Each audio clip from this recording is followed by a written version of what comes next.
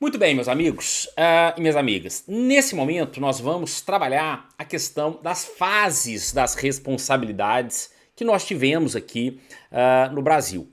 Eu gosto de resumir essas fases em três fases que nós tivemos se a gente olhar mais friamente para a jurisprudência. Porque eu creio que, se nós entendermos aquela premissa de que a fraude mudou, a fraude que antes era presencial e hoje é digital, se nós entendermos estas fases e o entendimento da jurisprudência em cada uma dessas fases e depois entendermos qual é a fraude, qual é o golpe que está sendo dado, nós temos elementos suficientes para poder imputar a responsabilidade, poder verificar melhor se de fato vale a pena ou não ajuizar a ação, se de fato cabe ou não a responsabilidade dos bancos. Então vamos lá para a gente poder já começar a trabalhar. Então, qual é a primeira fase? A primeira fase é aquela em que eu já mencionei para vocês, foi o da súmula 479. Veja, é uma súmula de 2012. A súmula vai dizer, olha, as instituições financeiras respondem objetivamente pelos danos gerados por fortuito interno relativo a fraudes e delitos praticados por terceiros no âmbito de operações bancárias. Então, a súmula 479, ela foi criada, ela foi elaborada num ambiente, numa base fática da fraude presencial, da fraude física. Então isso tem que estar muito claro. Então, nesse momento, era muito evidente, como eu já mencionei nas aulas anteriores, que havia uma falha do banco. Seja porque ele aceita o documento assinado com uma assinatura falsa, seja porque ele permite que se abra uma conta em nome do consumidor com documentos falsos, seja porque ele permite que um terceiro invada o sistema de tecnologia de segurança do banco e faça movimentações bancárias. Então, nesse ambiente, ficou muito claro que os bancos estavam falhando nitidamente no seu dever de vigilância, no seu dever de cuidado, no seu dever... E que isso era um fortuito interno. Ou seja, que por melhor falsidade, por mais... assim, por melhor que seja a falsidade que tenha se dado na assinatura ou no documento da abertura das contas, eu me lembro que os bancos vinham em juízo dizendo assim, excelência, mas eu não tinha o que fazer. O documento que o fraudador apresentou era perfeito. Tinha foto do consumidor. Né? Quer dizer, a foto era do fraudador, né? Porque ele estava ali na frente do gerente, na frente da pessoa abrindo a conta e requerendo aquele empréstimo.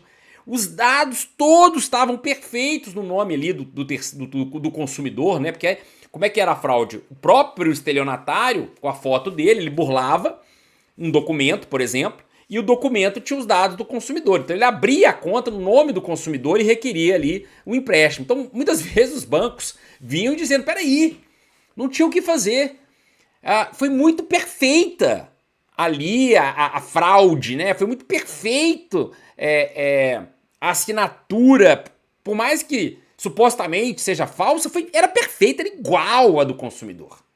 E aí o STJ veio, banco, desculpa, fortuito interno. Isso está dentro do limite de responsabilidade dos bancos. Eu gosto muito dessa diferenciação entre fortuito interno e externo, né? Que é feito pelo STJ e, portanto, pela jurisprudência, porque ela sai daquela temática ou daquele viés de que eu não podia ter feito nada.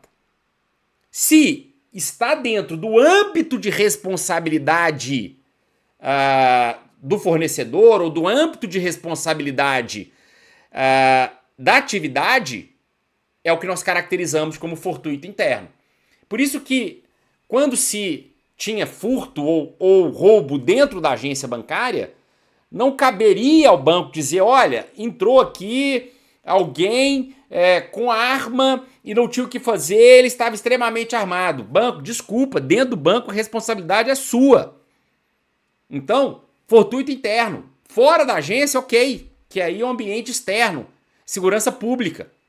Então essa classificação, essa diferenciação de fortuito interno e externo, ele é bem interessante. Então, Nesse momento a gente tem a súmula 479 que vai pacificar esse entendimento. Mas observem, nós estamos no momento de fraudes físicas, fraudes presenciais.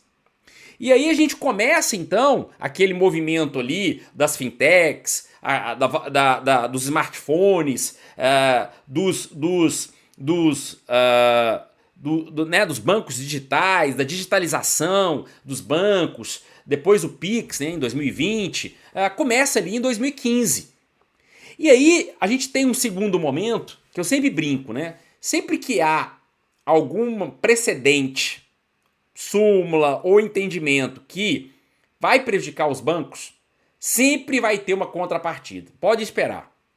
E aí começou-se então, e os bancos começaram mesmo diante da súmula 479, a dizer o seguinte: olha, tudo bem, que cabe responsabilidade dos bancos.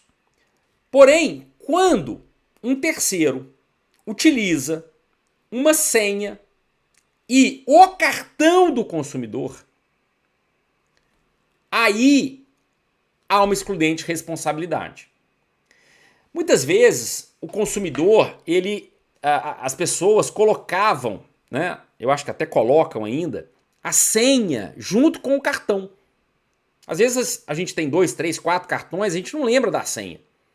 Então, era comum, hoje nós temos o celular, que a gente consegue botar umas senhas meio escondidas, etc., embora seja perigoso, mas naquela época não tinha isso. Então, as pessoas anotavam a senha.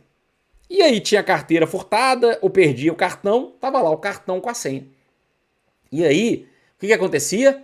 O fraudador pegava aquele cartão de posse da senha, começava a sacar o dinheiro ali, né? E às vezes fazia saques vultuosos, dentro do limite permitido pelo banco, né? Fazia o saque uma vez, depois no dia seguinte outro saque, por aí vai. E aí os bancos começaram a alegar o seguinte: olha, se for provado que o consumidor, ele que contribuiu para a ocorrência da fraude, porque perceba, até então a gente verificava no primeiro momento uma falha evidente dos bancos.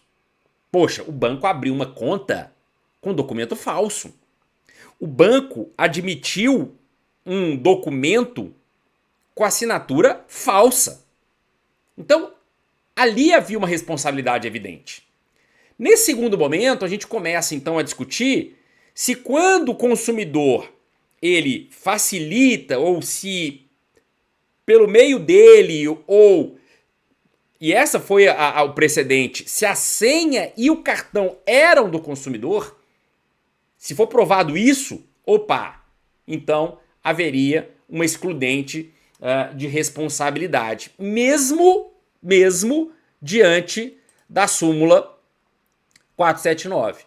Então, começa a se discutir a excludente de responsabilidade ou, no mínimo, culpa concorrente, que vai ali reduzir a indenização.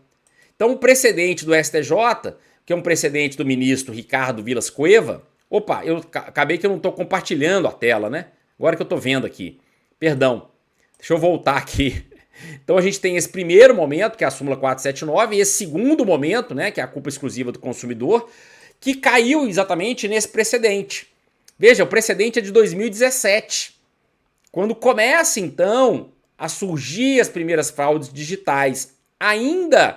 Veja que ainda foi um precedente discutindo cartão, que era algo físico, né? Então, olha o que o precedente do STJ diz. O cartão magnético e a respectiva senha são de uso exclusivo do correntista, que deve tomar as devidas cautelas para impedir que terceiros tenham acesso a eles.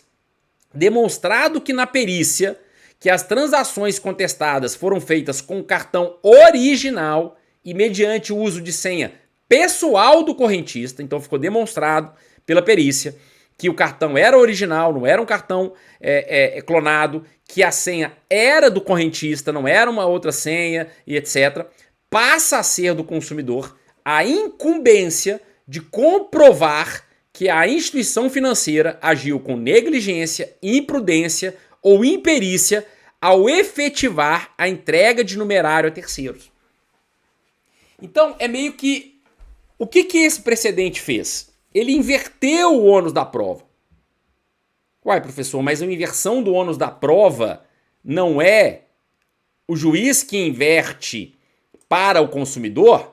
Então vamos lá, isso é fundamental, isso é direito do consumidor. Por isso que eu disse, nós precisamos entender direito do consumidor e direito bancário e segurança das operações. Nós temos dois modos de inversão do ônus da prova. A inversão do ônus da prova op legis, que é pela lei, e a op judicis. A op judicis é a mais conhecida, que é exatamente do artigo 6º, inciso 8º. Ou seja, se o consumidor demonstrar que ele é hipossuficiente ou se é verossímil as alegações dele, o juiz então poderá, segundo as regras ordinárias de experiência, inverter o ônus probatório. Por que ele pode inverter? Para equilibrar o jogo processual, já que esse consumidor é hipossuficiente, já que esse consumidor está alegando na causa de pedir algo verossímil, algo que ordinariamente acontece. Então, essa é aquela que o juiz vai inverter. Porém, nós temos a inversão do ônus da prova da lei, op legis, que é exatamente a situação do artigo 14 na prova do defeito. O consumidor ele não precisa provar o defeito para ter a sua ação procedente. Então, tanto na responsabilidade pelo fato, artigo 12, quanto na responsabilidade pelo serviço, artigo 14, como na publicidade enganosa, artigo 38, a responsabilidade pela prova do defeito e pela prova da enganosidade, da falsidade da publicidade não cabe ao consumidor. Cabe ao fornecedor ou de quem patrocina a publicidade. Ou seja, a própria lei já está invertendo o ônus da prova. Que na verdade não é uma inversão. A inversão ela é processual, ela é durante a marcha processual. O que a gente diz é que a lei distribuiu diferentemente o ônus da prova no tocante ao defeito e no tocante ao ônus da falsidade da publicidade. Então, em resumo, quando nós estamos falando de um defeito do serviço, que é a fraude, ou um defeito de um produto, por exemplo, um carro estragado, um carro defeituoso, não é o consumidor que tem que provar que esse carro é defeituoso. Não é o consumidor que tem que provar a fraude. Pela lei, pelo próprio Código de Defesa do Consumidor, é o banco que tem que demonstrar que não houve fraude, que, portanto, não houve defeito. Só que esse precedente, então, do STJ vai dizer o seguinte: se é uma senha com cartão original mediante senha do correntista, aqui haverá inversão do ônus da prova. Aí sim, tecnicamente, é uma inversão. Porque se o ônus é do fornecedor pela lei, é ele que tem que provar que não houve defeito, agora inverte. Cabe ao consumidor demonstrar que a instituição financeira provou com negligência, imprudência ou imperícia. Então esse é um segundo momento que a gente tem da questão das fraudes bancárias. E esse segundo momento foi um momento preocupante, porque nós estamos falando ali em outubro de 2017 e logo após a gente teve o quê? Uma explosão das fraudes. A partir de 2020, então, com o Pix, a gente vai ter ali um número elevado de fraudes, sendo que o STJ tem esse precedente. Então, o que começou a acontecer? Muitos casos, por exemplo, falso advogado. Falso advogado, ele entra em contato com o consumidor, o banco nem tem ciência, ele entrou em contato pelo WhatsApp, e aí ele disse, Leonardo Garcia, tudo bem? Tudo bem. Eu sou seu advogado aqui do escritório X, que é o escritório que eu contratei, por exemplo. Eu sou advogado aqui do escritório, então ele está se passando por um advogado do escritório. A sua ação contra o Banco Bradesco, que você ajuizou, pediu a devolução do dinheiro, você ganhou, tá? Então o dinheiro já foi liberado aqui, tá com o alvará aqui, de R$200 mil, só que você precisa pagar a gente precisa pagar as custas pro juiz liberar o dinheiro. Então ficou em R$15 mil. E aí você passa, vou te passar aqui os dados da conta para você fazer o pagamento, o Pix, ou o boleto. Então dava um boleto falso, né, para eu poder pagar. E aí o dinheiro vai estar na sua conta em até 2 dias, por exemplo. Então o banco passou longe dessa discussão, passou longe dessa engenharia social, né? Essa manipulação. E aí o consumidor vai e efetua o pagamento, depois descobre que sofreu uma fraude. O que os bancos fizeram? Precedente do STJ. Olha, aqui não houve negligência do banco. O próprio consumidor, que é ludibriado, entra na sua conta, faz um Pix ou paga o boleto da sua conta. Então não tem o que fazer. Então a gente começa nesse momento do STJ e da jurisprudência, basicamente, a um momento de ações improcedentes.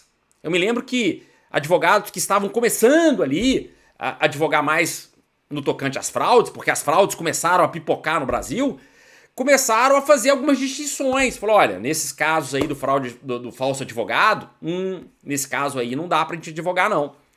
Ah, você pagou um boleto errado. Desculpa. Você que pagou o boleto, o banco não tem nada a ver com isso. Ah, o falso leilão. Você entrou num site falso, achou que era um leilão verdadeiro, pagou ali aquele valor, seu dinheiro saiu da conta, não tem o que fazer. O banco não tem responsabilidade. Você vai ter que provar de alguma maneira a negligência, imperícia ou imprudência, que é difícil da gente... E aí muitos advogados sequer ajuizavam ações porque tinham o risco da sucumbência.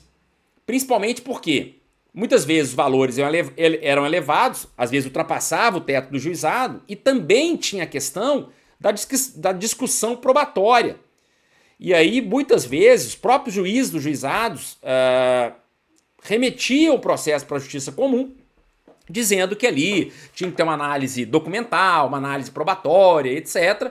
E aí jogavam aquele processo para a justiça comum, e na justiça comum você tinha ali o risco da sucumbência. Se o seu cliente era um cliente que podia pagar custas, ele então sofria ali a questão das custas e ainda o problema da sucumbência de honorários. Então muitos advogados não ajuizavam, na verdade, ações com relação a essas temáticas, e muitos consumidores foram lesados em relação a essa temática. E aí nós chegamos então num terceiro momento.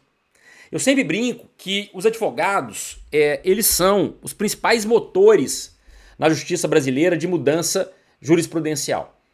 Então, o advogado ele nunca se curva ao entendimento. O advogado ele é contratado para resolver um problema. Se nós temos um problema, nós precisamos encontrar meios para tentar, por mais que se tenha precedente do STJ, por mais que se tenha precedente do STF, nós advogados temos que encontrar saídas, porque nós temos problemas sendo resolvidos, problemas sendo ocasionados, dramas familiares, pessoas que estão perdendo dinheiro, perdendo, às vezes, o único dinheiro ali para sua aposentadoria, para ter uma velhice melhor. E aí os advogados precisam se reinventar. E aí foi isso que aconteceu aqui na atividade bancária. É um dos exemplos mais claros para mim como que aqui a advocacia ela vai modificar a jurisprudência do STJ, que é esse terceiro momento. O que é esse terceiro momento?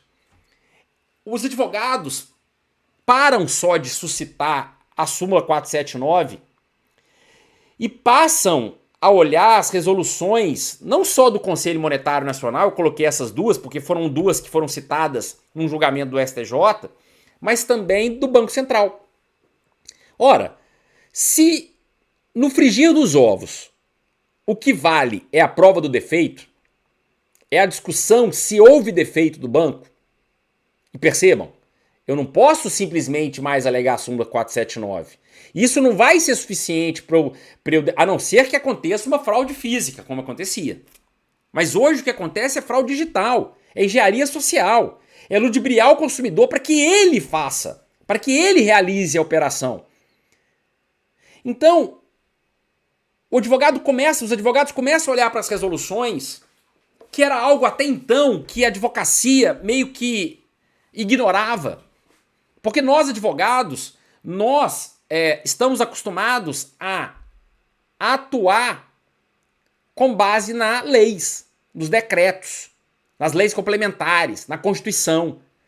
Nós temos um pouco de aversão ou dificuldade de trabalhar resoluções internas das agências reguladoras, por exemplo.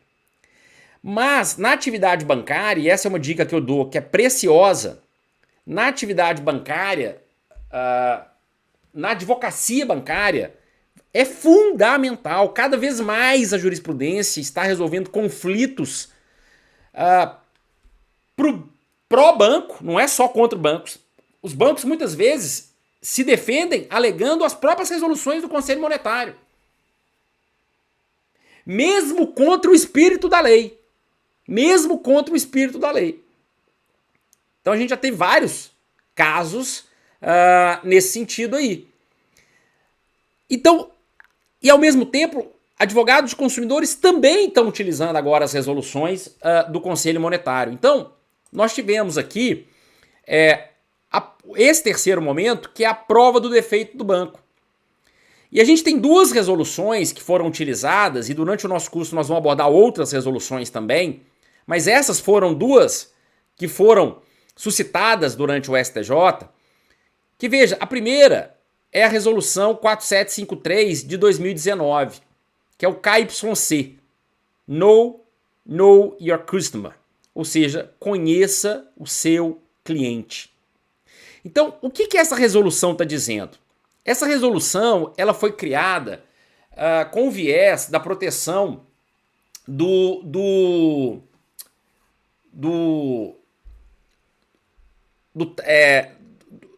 terrorismo, né? Então a resolução ela é criada para obrigar os bancos a conhecer o cliente, monitorar a conta do cliente, validar a conta do cliente, verificar se é o cliente mesmo, por causa do terrorismo e da lavagem de dinheiro. Então esse é o ambiente da resolução.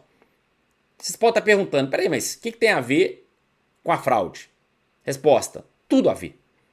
Porque se a resolução ela obriga o banco, a instituição financeira, a conhecer o seu cliente, ou seja, ele tem que, na abertura da conta, ele tem que verificar, ele tem que validar, ou seja, o que é verificar? Ele tem que verificar se aquela identidade é real. Depois ele valida, peraí, isso é verdadeiro? Isso realmente é dessa pessoa? Né? Ela é autêntica? E ela tem que monitorar. A resolução, ela cria um dever para os bancos fantástico, que é o de monitoramento das contas. Justamente para se perceber, para se analisar se aquela conta, ela pode ter indício de lavagem de dinheiro ou pode ter indício de que ela está sendo utilizada para o terrorismo. Então, o dever do banco não é só ser zeloso na abertura. É na abertura e no monitoramento. Isso é uma obrigatoriedade do próprio Conselho Monetário Nacional para os bancos. Então, o que os advogados muitas vezes achavam que eram normativas para os bancos internas, e de fato, muitas normativas do Conselho Monetário são meio de organização interna dos bancos, isso agora muda. Porque se o banco precisa monitorar, isso é um dever dos bancos. O banco tem que monitorar a conta. Se ele tem que monitorar a conta, ele tem que conhecer o seu cliente, surge uma questão importante, que é se aquele dinheiro que saiu da conta do banco foge do perfil do cliente, poderá haver responsabilidade do banco. Vou dar um exemplo. Eu só faço Pix de R$1.000, R$2.000. 1.000, 2.000. De repente, aparece lá uma solicitação de Pix de 30 mil. Fugiu do meu perfil. Há casos de pessoas que nunca tiveram feito Pix, nunca fizeram Pix e de repente começaram a fazer. Isso foge do perfil. Isso foge completamente do perfil. Se foge do perfil e o banco tem que conhecer o seu cliente, tem que monitorar essa conta, caberia ao banco validar. Consumidor, é você mesmo? Você tem certeza que você quer fazer isso? Você tem certeza que você tem o interesse de fazer esse Pix? Então, os bancos hoje não pode mais simplesmente abrir uma conta, dizer que a conta foi aberta com documentos verdadeiros, válidos, e que depois ele não tem mais responsabilidade, porque ele vai ter o dever de monitoramento. Então veja, e aí surge uma questão interessante. Se eu tenho a responsabilidade do banco do meu cliente, porque muitas vezes ele foge do perfil do cliente, surge no mesmo modo o dever de monitoramento do banco recebedor. Porque a fraude ela é utilizada através de uma instituição financeira. Pode ser uma fintech, pode ser um banco tradicional, mas ela é através de uma instituição financeira. Ora, como é que eu tenho uma conta que é utilizada para fraudes? Normalmente, como é que acontecem as contas da fraude? Eu tenho uma série de Pix o dia inteiro caindo na conta, porque a fraude é digital, ela é massificada, valores alternados caindo o tempo todo, durante todo o dia na conta e saindo, pulverizando rapidamente. Isso é comum? Não. Isso é um indício claro de que está havendo uma fraude. Ah, professor, mas se a gente for rigoroso, a resolução do Conselho Monetário vai dizer que é para lavagem de dinheiro e para terrorismo. Mas a resolução 4557 de 2017, que é essa que está abaixo, ela vai me elencar uma série de riscos que os bancos têm que internalizar, melhor dizendo. Ou seja, que ele tem que considerar nas suas operações. E uma delas, nós temos riscos ambientais, riscos sociais, etc. Um dos riscos é o risco operacional. E no risco operacional, a resolução ela menciona expressamente a possibilidade de fraudes externas. Então, o dever de monitoramento, ela também, ainda que você possa sustentar que não é para lavagem, não é para terrorismo, portanto, as contas são utilizadas de maneiras diferentes, mas a própria resolução também menciona que há um risco operacional e que esse risco é das fraudes externas. Olha como é que mudou o jogo. Olha como é que mudou a argumentação. Se antes eu tinha somente o banco do cliente, as ações anteriormente só envolviam o banco do cliente. O cliente chegava no escritório, dizia assim: doutor, alguém invadiu minha conta, alguém fez um empréstimo no meu nome. Você ia para onde? Você ia em cima do banco do seu cliente. Agora, o jogo muda. Porque agora eu tenho duas instituições financeiras envolvidas. O banco do seu cliente, que é vítima, e o banco do fraudador, ou de um terceiro laranja, que abriu a conta para praticar a fraude. E aí, só fazendo um parênteses, porque muitas vezes não é o estelionatário que vai abrir a conta. É um terceiro, é um laranja, alguém que tem o nome limpo. Porque senão, se é um fraudador, a gente poderia cair em cima do banco. Peraí, como é que você abre a conta de um fraudador? Normalmente, esses fraudadores já estão todos queimados, né? Então, o que começou a fazer? Começou a pagar dinheiro, os fraudadores, para terceiros, abrir a conta, que é o chamado conta laranja. Então, veja que aqui há uma mudança. Começa a ser responsabilizado a conta do cliente e a conta para onde foi o dinheiro, que é a conta do terceiro ou a conta do fraudador, com base nas resoluções do Conselho Monetário Nacional. Então, só para a gente ler aqui o precedente do STJ, e a gente vai ter outros precedentes, do Ricardo Vilas Boas Cueva, ministro, nesse RESP, vai dizer, olha, isso porque nas contas utilizadas para fins ilegais, os valores resultantes da fraude costumam permanecer depositados por curtíssimo tempo, sendo que, como já ressaltado, rapidamente pulverizados para outros destinos de difícil ou impossível rastreamento, a ensejar a atuação dos bancos no sentido de identificar contas com esse perfil. Olha o monitoramento aí.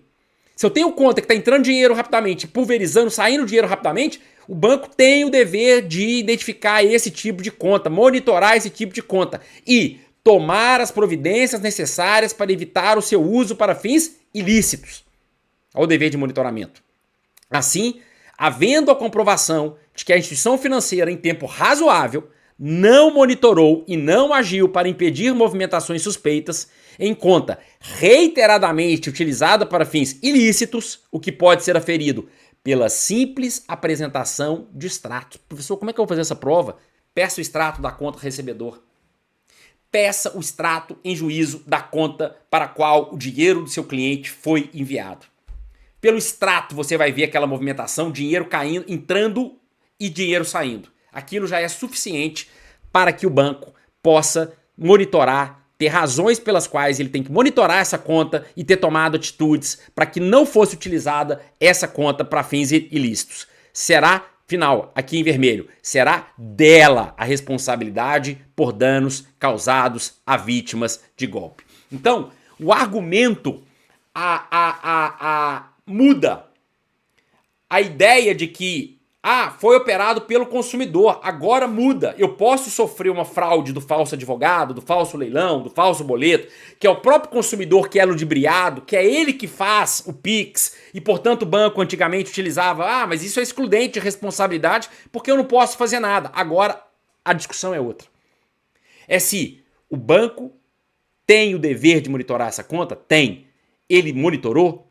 Ele analisou? Ele podia ter feito algo? Então, nós vamos ver que o cerne da questão, a pergunta central é: a instituição financeira tinha o dever ou possuía mecanismos capazes de identificar que aquela operação era normal, a anormalidade da operação? Então essa é a central. O advogado que hoje trabalha com fraude bancária, ele não trabalha mais com o viés da súmula 749 só, com o viés do Código de Defesa do Consumidor só. Ele vai olhar primeiro para a operação, tentar entender a operação, já estou aqui dando um spoiler imenso da prática da advocacia, vai tentar entender como que aconteceu aquela fraude primeiro, para dizer como é que eu vou demonstrar. A instituição financeira podia ter feito alguma coisa naquele sentido? Há alguma resolução que impõe um dever específico nesse caso? E ele tinha meios de fazer algo para evitar que isso ocorresse? Essa tem que ser a tônica hoje do advogado. Ainda que o Código de Defesa do Consumidor impõe a prova do defeito, a prova da ausência do defeito para a instituição financeira, o advogado que simplesmente ajuizar uma ação pela súmula 479 está fadado ao fracasso. Porque na prática o que vai ser discutido é qual é a fundamentação que vai sustentar o banco, a responsabilidade do banco. Porque se o advogado nada disser, e nós temos jurisprudência acontecendo até hoje nesse sentido, o advogado não diz nada, alega só a súmula 479. E aí vem o banco e diz o seguinte: instituição financeira excludente, é o consumidor que pagou o falso advogado, não tem nada a ver com isso. E muitas decisões, ainda hoje, julgando ações improcedentes. Por quê? Porque o advogado suscitou mal. O advogado elaborou a argumentação errônea, desatualizada. Hoje é preciso você ter, repito, essa pergunta em mente quando você for trabalhar em fraude. Qual a resolução do CNJ, do Conselho Monetário Nacional e do Bacen que vai impor um dever dos bancos de que ele tinha mecanismos, que ele tinha o dever para identificar que aquela operação era anormal? Nós já vimos, por exemplo, que na conta do cliente, própria resolução da lavagem de dinheiro e do terrorismo impõe um dever de monitoramento das contas, o que também vale para o banco recebedor quando há uma pulverização. Então veja que são meios, e a gente vai ver outras resoluções que também vão gerar, ainda que indireta, uma obrigatoriedade dos bancos. E isso é que nós, advogados, para quem advoga, obviamente, para consumidor, para vítima, tem que hoje estar ciente nessa moderna argumentação das fraudes de acordo com a jurisprudência do STJ. Tá legal? Me aguarde para a gente continuar esse estudo aí tão intrigante que é das fraudes bancárias.